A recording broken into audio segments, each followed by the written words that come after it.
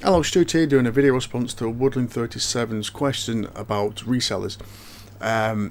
If you want to look at my ugly mug and listen to what I want to say, you can just watch Virtual Cop 2 there. I'll do the blend bit in a second because the exposure is going to be different. You'll be able to see it very well. First of all, Carl, I want to say well done in actually pointing out what is the elephant in the room. For me, watching people's pickups videos, there seems to be an underlying theme with these videos of these people called lizards or the resellers, about how beaten, about how they're ruining the hobby because they're getting there buying virtually everything up. But there are collectors out there doing exactly the same thing. They're buying something just to stick it on their shelf. They're buying something even if they've got 2 or 3 copies of it.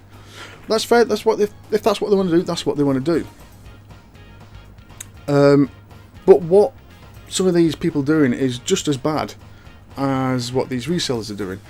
Now, how do I mean by this? Now, a collector can go to a car boot sale, they'll see something for sale for £10, they know that it goes for £30, sometimes £40 on eBay or wherever. Now, they will buy that knowing that it's worth a lot more, and they'll buy that for the reason that it's worth a lot more than what it's selling for. Now, as soon as they've done that, they're doing it for profit. And as soon as you've done that as soon as you do it for profit, you're doing what resellers do. Now, they may not actually sell it on for monetary value, but they will trade it in. Now, if they trade it in, they'll want a similar game of a similar value.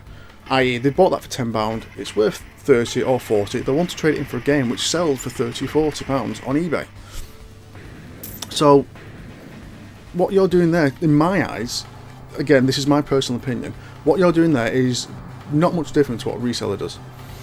Now, Carl, your comments about you feel like a cunt, I think the word was that you used, about selling something for the true value to someone who contacts you through YouTube. I completely understand what you're coming from there.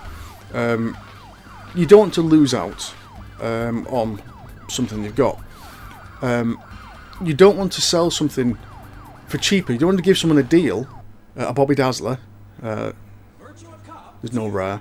You don't want to give someone a Bobby Dazzler knowing that they're just going to stick it on a shelf and just tell people how they bought that for £20, it's actually worth for 30, sometimes 40. I can understand why you don't want to do that. But I can understand why you'll sell for someone this game for £20, knowing it's worth 30 or 40, but you will know they will appreciate that game. They will play that game, they'll appreciate the game, they'll stick it on the shelf, and they'll tell people what's it worth. When people ask what's it worth, they'll say it's worth 40 odd quid or whatever, it's worth every single penny that it's worth. They won't get on this story about how I got it for 20, it's worth this. They're not looking behind the profit behind it, they're looking beyond the quality of the game and the appreciation of why this game has actually not lost any value over the years, or if any, some games have actually increased in value. So in conclusion, Carl, I'm fully with you about selling stuff cheaper to people who appreciate it rather than just selling it cheaper to someone who's just going to stick it on the shelf. And personally, in my eyes, and I think other people think this as well, probably not people who are not in the YouTube community as much as you are. I mean, you're trading with left, right and centre with certain people, but people who aren't in the community as much as you are probably do think that there's a bit of a hypocritical view that people are saying about these resellers, and then what they're actually doing is just as bad. Again, my name's Stuart, thanks for watching, and I hope to have a video up soon.